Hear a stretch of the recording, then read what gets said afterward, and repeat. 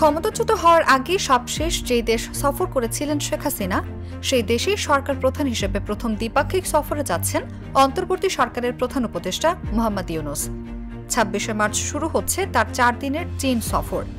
আন্তর্জাতিক সম্পর্ক বিশ্লেষকরা বলছেন, অন্তর্বর্তী সরকারের সর্বোচ্চ পর্যায়ের প্রথম দ্বিপাক্ষিক সফর হওয়াটাই একে বিশেষভাবে তাৎপর্যপূর্ণ করে তুলেছে।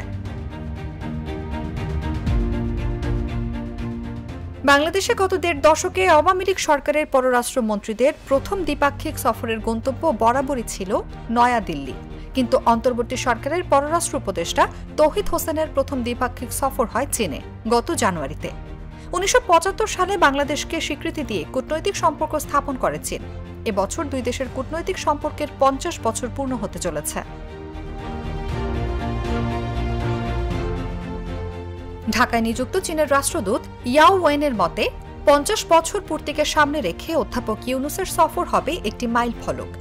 এদিকে অন্তর্বর্তী সরকারের প্রত্যাশার কথা জানিয়ে প্রধান উপদেষ্টার প্রেস সচিব শফিকুল আলম সম্প্রতি জানান, এই সফরের মধ্য দিয়ে দুই দেশের সম্পর্ক নতুন উচ্চতায় নিয়ে যাওয়া সম্ভব হবে।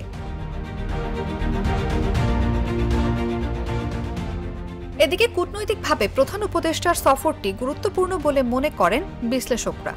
চীনের সঙ্গে সম্পর্কের বিষয়ে সে দেশে দায়িত্ব পালনকারী সাবেক বাংলাদেশি রাষ্ট্রদূত মুন্সি ফয়েজ আহমেদ সংবাদ মাধ্যম বিবিসি বাংলাকে বলেন, শুরুটা চীন দিয়ে হয়েছে, ভারত যুক্তরাষ্ট্র সব দেশের সাথেই সম্পর্ক ঝালিয়ে নিতে হবে। যেহেতু এটা দিয়ে শুরু হয়েছে, এর একটা বাড়তি গুরুত্ব দিতেই হবে।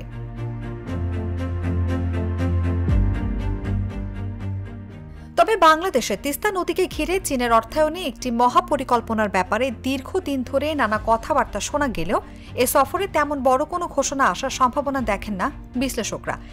এছাড়াও রাজনৈতিক দিক থেকে এই সফরের একটি সিম্বলিক ভ্যালু আছে বলেও মত বিশ্লেষকদের।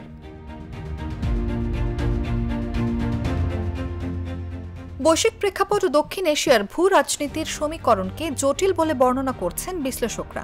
তাদের মতে, অধ্যাপক ইউনূসের ব্যক্তিগত গ্লোবাল ইমেজ ও আন্তর্জাতিক যোগাযোগ চীন সফরে নতুন মাত্রা যোগ করবে। তবে চীনের সঙ্গে সম্পর্ক উন্নয়নে নতুন স্নায়ুযুদ্ধের বাস্তবতা বিবেচনায় রাখা উচিত বলে মত বিশ্লেষকদের।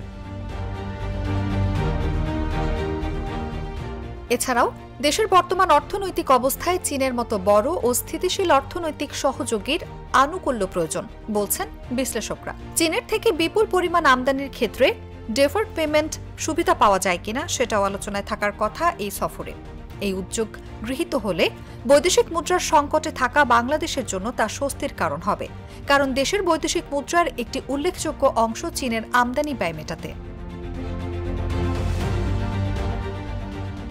বাংলাদেশের বিভিন্ন প্রকল্পের জন্য নতুন ঋণ বা সমঝোতায় পৌঁছানো গেলে সেটিও ইতিবাচক ফল বয়ে আনবে বলে মনে করেন অর্থনীতিবিদরা। চীন সফরের দ্বিতীয় দিনে Boao forum for Asia annual কনফারেন্সের উদ্বোধনী অধিবেশনে যোগ দেবেন বাংলাদেশের প্রধান উপদেষ্টা। সফর শেষে ২৯শে মার্চ অধ্যাপক ইউনূসের দেশে ফেরার কথা রয়েছে। ততদিনে এই সফর থেকে বাংলাদেশের প্রত্যাশা ও প্রাপ্তির হিসাব আরও স্পষ্ট হয়ে উঠবে বলে মত বিশেষজ্ঞদের। অনুভা বিশ্বাস, জাগো নিউজ।